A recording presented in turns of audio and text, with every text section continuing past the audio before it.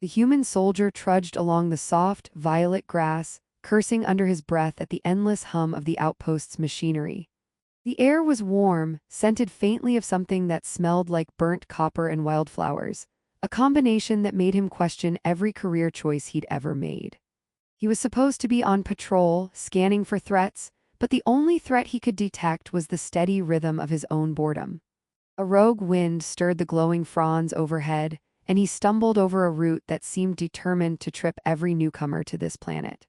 "Great," he muttered, rubbing his shin. "Gravity's got jokes, apparently." The forest ahead shimmered as if it were alive. Not metaphorically, the trees and vines actually pulsed with bioluminescent energy, veins of soft blue running like veins under translucent skin. A low hum, almost melodic, vibrated in his chest. He reached out and touched one of the hovering fronds, and it wobbled as if acknowledging him, then released a tiny spark that danced across his palm before fizzing out. He blinked, startled. Okay, either I've officially gone insane or this planet has a sense of humor. A sudden noise, a soft, tinkling clatter made him spin around. There, standing in the clearing, was a woman. Almost human, if not for the way her ears tapered into elegant points that quivered like radar dishes picking up unseen frequencies. Her hair flowed in a way that defied gravity, swaying as if underwater. She was crouched beside a small hovering device, waving a wrench with dramatic flair. When she noticed him, she yelped and sent the wrench spinning into the air. It twirled and landed in his shoulder with a soft plunk. "Ow," he said, rubbing the spot. "Was that intentional?" She blinked, her eyes widening in genuine apology. "I know, definitely not. Machines hate me sometimes, or maybe I just provoke them." She smiled awkwardly, a smile that somehow made the pulsing forest seem even more vibrant. He leaned down, picking up the wrench. "You provoke machines, got it, makes sense. I provoke gravity." He gestured to his shin. "We're both dangerous." Her laugh was soft, musical, but it ended in a sputter when the device she had been tinkering with emitted a small shockwave, knocking her back against a tree. "See what I mean?" she said, dusting herself off. Her long ears twitched with every word. "I should probably apologize again, but she froze, noticing the human staring at her. "You're not supposed to be here." He shrugged. "Patrol duty, boredom, existential dread, you know the usual." She shook her head, a mix of exasperation and amusement. "Humans are unpredictable." She stepped closer, her movement fluid, precise, almost like she was gliding, though the soft crunch of grass betrayed her momentum. "Unpredictable and clumsy." "I'll take that as a compliment," he said, "mostly." She raised an eyebrow. "Mostly." He held up his hands defensively. "It's complicated. Boring day, alien forest, strange glowing trees. My humor circuits are malfunctioning." She tilted her head, curiosity flickering in her gaze. "Humor circuits, huh? Do you always talk like this when you meet aliens?" "Only the polite ones," he said, "and only after they nearly electrocute me with their gadgets." The corner of her mouth quirked upward. "Well, I wouldn't call that polite exactly, but I think I understand." She gestured toward the device again. "You want to help, or are you just going to stand there, staring like a deer caught in a photon net?" "I'm versatile," he said, staring and helping at the same time, multitasking. "It's a human specialty." She laughed outright this time, and the sound seemed to ripple through the forest. "Fine, multitasker, but don't touch anything important, and don't—" She froze as he reached for a lever. "I said don't touch that."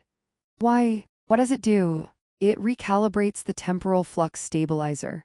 Her voice went very quiet, and then she added, muttering, "And if it goes wrong, it could, well, let's just say you might end up as breakfast for a native predator. Or worse, stuck in yesterday." "Yesterday, huh?" He smirked. "I did forget to pack lunch anyway. Maybe that's the universe's way of helping me diet." Her laugh returned, lighter this time, and she shook her head. "Humans, you're impossible." The rest of the afternoon passed in a series of small disasters, each slightly funnier than the last. The human tried to help with the floating devices, only to accidentally activate a cleaning drone that began chasing him around the clearing with a mop. She saved him, of course, but not before the drone sprayed him with some strange glowing liquid that smelled vaguely like burnt toast. They both ended up soaked and sticky, sitting on a moss-covered log, laughing until the forest itself seemed to join in.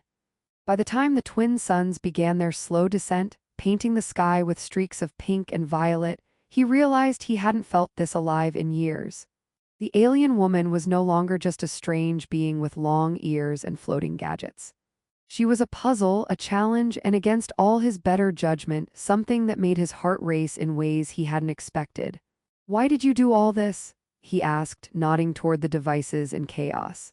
She shrugged, letting one of her long ears twitch. "Because someone has to keep the universe from becoming boring, and apparently that someone is me." He smiled, thinking how bizarrely reassuring that sounded. "Well, mission accomplished then. Though I can't promise my dignity survived." She grinned at him, sharp and clever. "Dignity is overrated. Surviving, on the other hand." She tapped a device that sent a soft pulse through the clearing, and the air shimmered around them.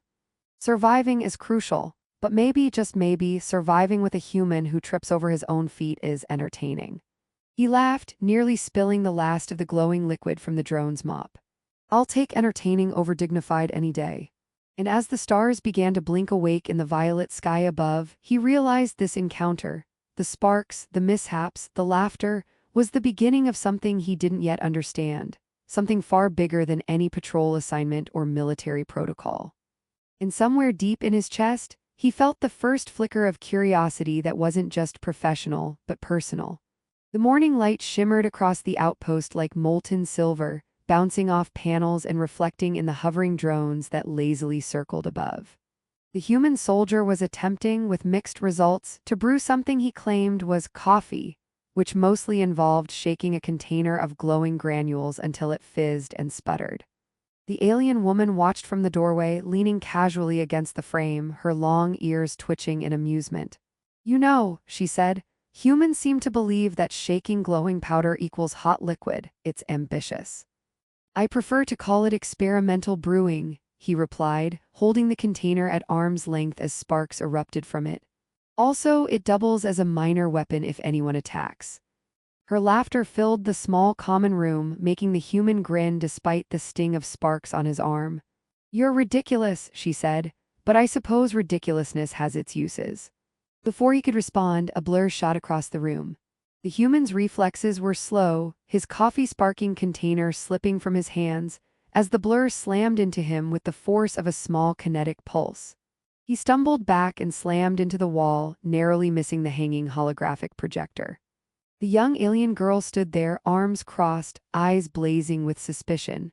She had the same elegant, long ears as her mother, though shorter and sharper, and her expression was all angles and intent. "Don't you dare try to love my mother," she said, voice sharp but with a quiver of something he couldn't quite name, fear, jealousy, protective instinct so fierce it radiated from her in waves. I wasn't," he began, flustered, brushing himself off. "Lies are a human specialty, I presume," she interrupted, stepping closer, though the human realized quickly that her speed and precision were nothing to underestimate. Her presence dominated the room, her every move calculated, but somehow her eyes betrayed the slightest hint of curiosity. The mother stepped forward, placing a hand on her daughter's shoulder. "Calm yourself, Lyra, this is him." Her voice was warm, patient, carrying an authority that neither anger nor fear could disturb. "He helped me yesterday." Lyra's gaze flicked to him, skeptical and sharp.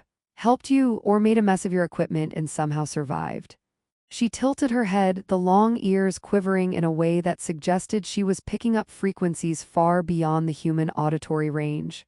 I survived," he said, wincing. "Barely. And I might have invented a new coffee style that explodes on impact." Lyra blinked, and he thought he saw the barest hint of amusement flicker across her face, quickly replaced by suspicion. "Exploding coffee, typical human." The mother sighed softly, the gesture both weary and affectionate. "Ignore her theatrics. Lyra is protective." "Protective? I'm being realistic," Lyra said, scanning him from head to toe. "You are clumsy, chaotic, and possibly dangerous." And yet, she paused, narrowing her eyes with a calculating stare. "You are still here." "That's a good thing, right?" he asked, scratching the back of his neck. "I mean, surviving chaotic mornings usually earns points, doesn't it?" Lyra didn't answer immediately, only studied him as if weighing the probability of his survival over the next week. Then, abruptly, she shifted her stance, crouched, and dashed toward the corridor. The human frowned. "I'm not following." "Training," Lyra called over her shoulder. If you want to be here without dying, follow. He groaned but obeyed. Running after her felt like navigating a maze of floating platforms, shifting gravity fields, and laser-guided cleaning drones, each more hazardous than the last. Every time he nearly tripped, Lyra's sharp movements saved him, sometimes with a hand, sometimes with an exasperated eye roll. I don't think I'm built for this level of agility, he muttered, narrowly avoiding a rotating platform that hummed like a tuned instrument. Humans are always complaining about their limitations, she said without turning. Try not to die, it's the bare minimum expectation. They arrived at a chamber filled with glowing crystalline formations that rotated slowly in zero-gravity streams. The air vibrated faintly, as if the crystals were humming in anticipation of something, an energy pulse or perhaps a warning. The mother appeared behind him, touching a crystal lightly, and it shimmered, responding to her presence. Lyra, this is what I was working on yesterday, she said. These crystals regulate local gravity flux, they're sensitive, and they're dangerous if mishandled. The human peeked at the crystals, then at Lyra, then back at the crystals. Dangerous, did you say dangerous? And somehow, I feel like I'm the only one who might actually trigger the danger. Lyra rolled her eyes but couldn't suppress a smirk. Your instincts are usually the problem. Instincts are great. Misguided instincts are just contextually unfortunate, he argued. The mother laughed, a soft, musical sound that made the vibrations of the crystals feel warmer. He has charm, she said. And chaos, both are useful. Lyra crossed her arms. Useful doesn't mean safe, but maybe interesting. She shot him a glance, one eyebrow arched. I'll let you live through this experiment, but only because you've shown a willingness to be utterly ridiculous and somehow survive. Consider that a small step toward trust. The human, heart racing from the mix of near-death exercises and unexpected approval, grinned sheepishly. Small step, got it. So what exactly do we do here? Mother gestured to the crystals, and the human tentatively extended a hand. One crystal floated toward him, hovering in perfect balance.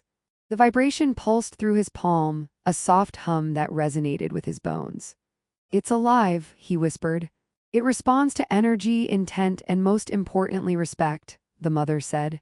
Handle it with care and it can stabilize dangerous flux fields across the forest. Mishandle it and you might end up uncomfortably stretched across time or space, or both. I'll try not to mishandle it, he said. No promises about being uncomfortably stretched, though. Lyra snorted. Your confidence is terrifyingly misplaced. They spent hours navigating the floating crystals, the human fumbling, crashing, and accidentally triggering small sparks of energy. Each near miss earned him a quip or sarcastic commentary from Lyra. Every mistake, however, revealed his ingenuity in ways she hadn't anticipated, using his makeshift gravity boots to stabilize a spinning crystal, applying a miscalculated force that actually corrected the flux. By the time the suns began their slow descent, the trio had not only survived but managed to recalibrate the chamber to a stable equilibrium. Lyra, exhausted but intrigued, finally allowed herself a small, grudging smile. You're still alive, she said, and maybe not completely useless. I'll take it, he said, panting and brushing dust off his uniform. High praise from a human or an alien, whatever the protocol is. Mother looked at both of them, the long ears flicking in satisfaction. Progress, she said simply. Small, imperfect, chaotic, but progress. As they exited the chamber, Lyra cast one last glance at the human soldier. Remember, she said, voice low but firm, I'm watching. One wrong move and she let the threat hang in the air. I get it, he said, smiling. Mostly alive, mostly safe, mostly not exploded, got it. Lyra's smirk softened almost imperceptibly. Mostly, she said, turning away, and that is acceptable for now. The human soldier adjusted the strap of his utility belt for the third time, muttering something about how the universe seemed to take special pleasure in complicating mornings.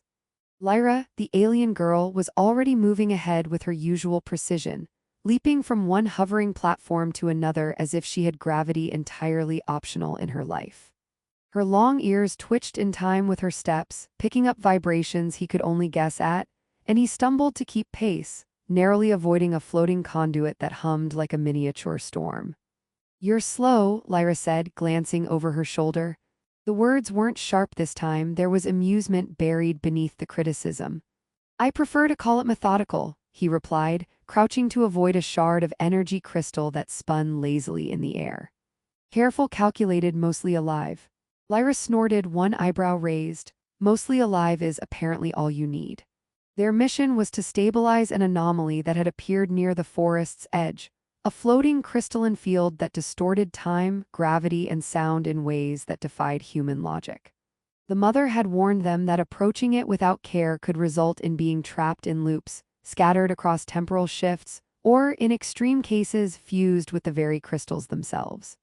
The anomaly shimmered ahead, a rotating chaos of light and floating shards, humming in a discordant symphony that made his stomach lurch. "Well," he said, "at least it's colorful." Lyra rolled her eyes. "You're terrifyingly unhelpful in moments like this."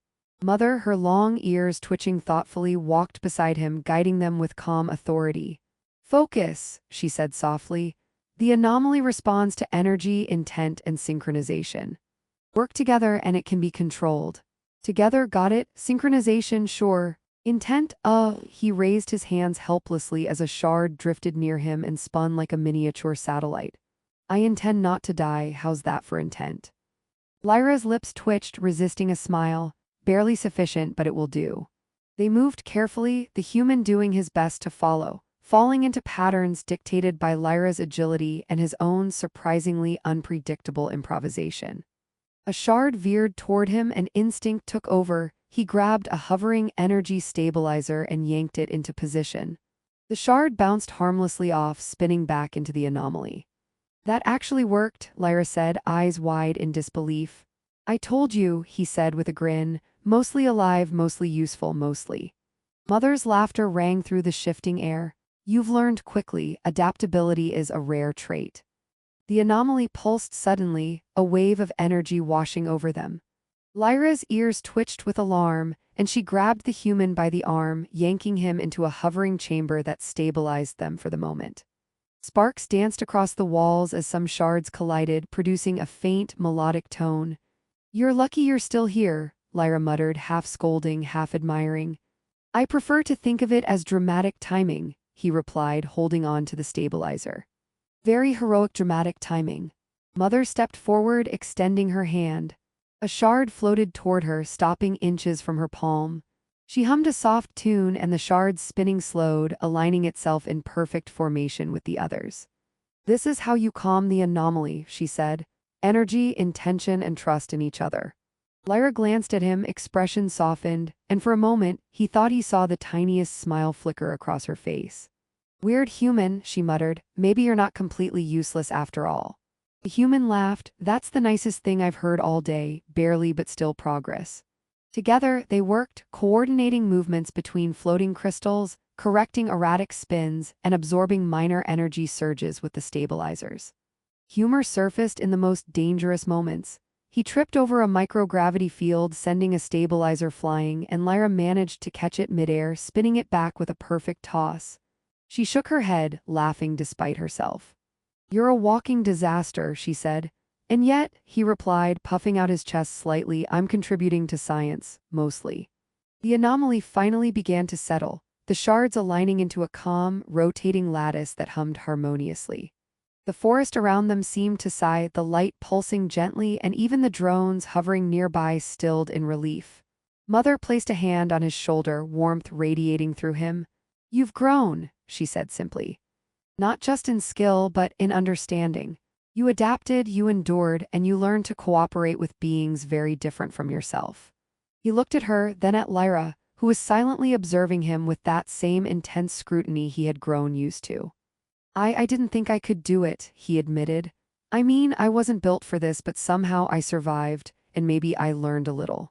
Lyra finally smirked fully. "A little, barely, but yes, some learning has occurred. Don't let it go to your head." He grinned, no promises. For a moment, they stood in silence, the anomaly now stable, the air filled with gentle pulses of energy and the soft hum of restored harmony. He realized that the danger, the chaos, the humor, the mistakes, all of it, had changed him. He was no longer simply a soldier assigned to patrol a boring outpost. He had become part of something alive, something fragile and beautiful and infinitely complex. Lyra stepped closer, her sharp gaze softened, her ears flicking in a way that suggested approval. You're tolerated, she said finally. He laughed. Tolerated? That's better than I expected. I'll take it. Mother smiled, eyes glinting with amusement and something deeper, something like pride. You're welcome here, she said, always. The human soldier, who had stumbled into this alien forest thinking it would be just another boring assignment, looked around at the vibrant, pulsing world, at the two